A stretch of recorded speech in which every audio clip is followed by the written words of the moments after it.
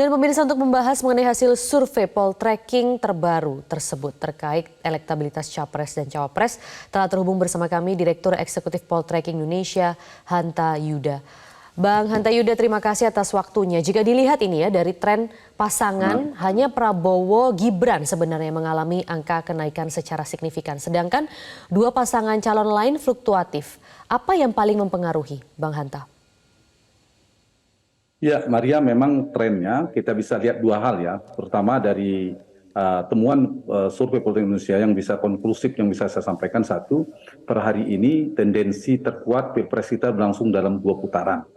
Jadi belum ada satu kandidat pun, pasangan kandidat yang bisa melampaui 50%. Nah, Pilpres 2 putaran di bulan Juni 2024 mendatang, itu kemungkinan besar yang lolos di putaran pertama menuju putaran kedua ada pasangan Prabowo Gibran. Itu satu. Yang kedua, potensi antara pasangan Ganjar dan Mahfud, kemudian Anies dan Muhaimin memiliki potensi yang relatif sama dan kompetitif sekali untuk masuk di putaran kedua dan berada di rentang margin of error dua pasangan ini untuk menuju ke pasangan untuk bertarung di putaran kedua. Nah, saya ingin menjawab pertanyaan Maria tadi. Ada beberapa faktor ya yang menyebabkan naik turun dinamika peta politik elektoral. Ada dua faktor itu, satu faktor approval rating atau tingkat kepuasan kepada Jokowi. Yang kedua adalah faktor ada migrasi pemilih yang juga memberikan dampak naik turunnya. Nah, kalau kita lihat dari temuan survei poltreking Indonesia terbaru ini, faktor yang saya ingin jawab pertanyaan kenaikannya itu satu, ada migrasi pemilih Ganjar di ceruk pemilih pendukung Jokowi yang diasosiasikan mereka memberikan penilaian positif pada kinerja Jokowi, itu ada pergeseran. Kenaikan Prabowo Gibran diikuti dengan penurunan pada pasangan Ganjar Mahfud. Ganjar Mahfud itu mengalami penurunan 3%, Maria. Dan Prabowo Gibran itu kenaikannya sekitar 5%. Itu faktor yang pertama. Ada pergeseran migrasi pemilih Ganjar kembali kepada ke Prabowo.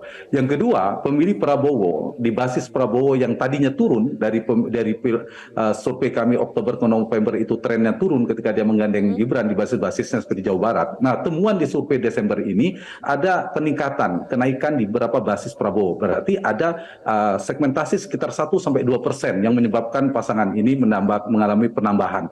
Dan yang ketiga, dari sisi approval rating, tingkat kepuasan pada kinerja Jokowi itu relatif stabil, bahkan terbaca ada kenaikan, tapi sangat tipis 1%. Nah, 3 faktor inilah yang memberikan dampak pada kenaikan pada pasangan nomor 2. Di saat yang sama menjadi faktor turunnya pasangan nomor 3, Ganjar Mahfud, itu karena diambil dari basisnya Jokowi tadi. Di saat yang sama juga kita melihat ada stabilitas atau stagnasi di pemilih Pak Anies karena tingkat approval rating tidak turun begitu.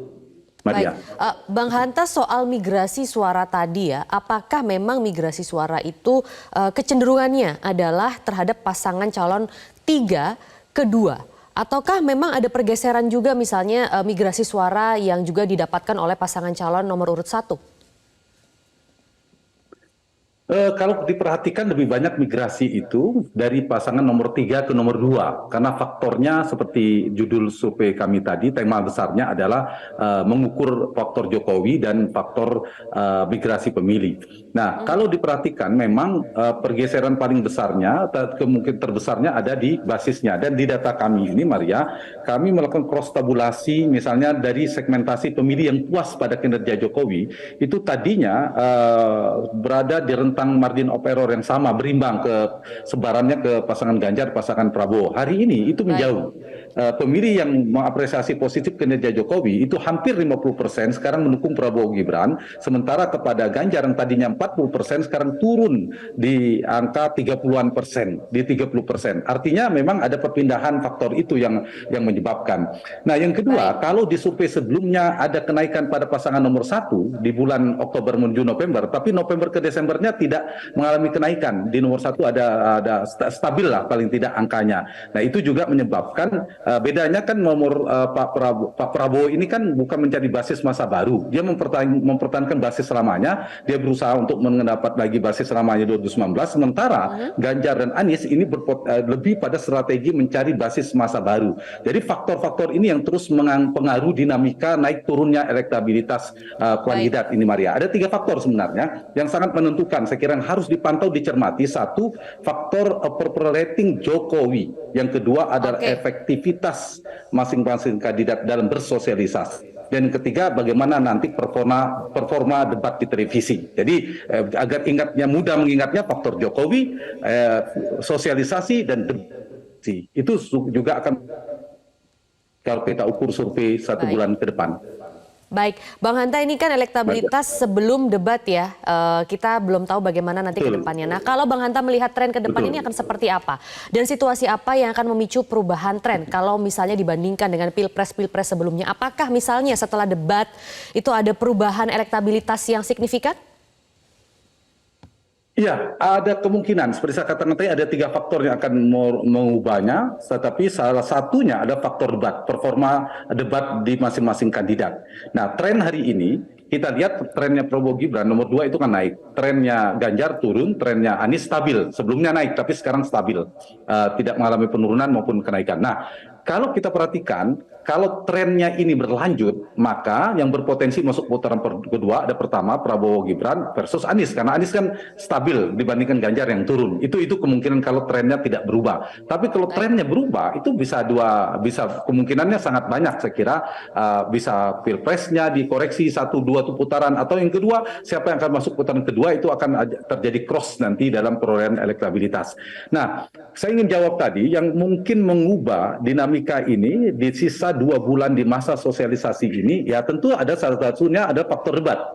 Dalam studi perilaku pemilih ada pemilih rasional, pemilih sosiologis, dan pemilih pemilih rasional, pemilih sosiologis, dan pemilih psikologis. Nah, di debat pemilih rasional itu sangat terpengaruh pada kemampuan si kandidat, pasangan kandidat menyampaikan program-program yang bisa, tanda petik, kalau ada program yang meledak, kemudian ada isu-isu yang dia tawarkan meledak dan melalui debat. Yang kedua ada performa personalnya, bagaimana kemampuan komunikasi publiknya, penguasaan masalahnya, kemampuan dia menyampaikan idenya, gagasannya, itu akan dinilai oleh publik. Nah, kalau itu ternyata menjadi positif, itu bisa menjadi faktor melentingkan elektabilitas.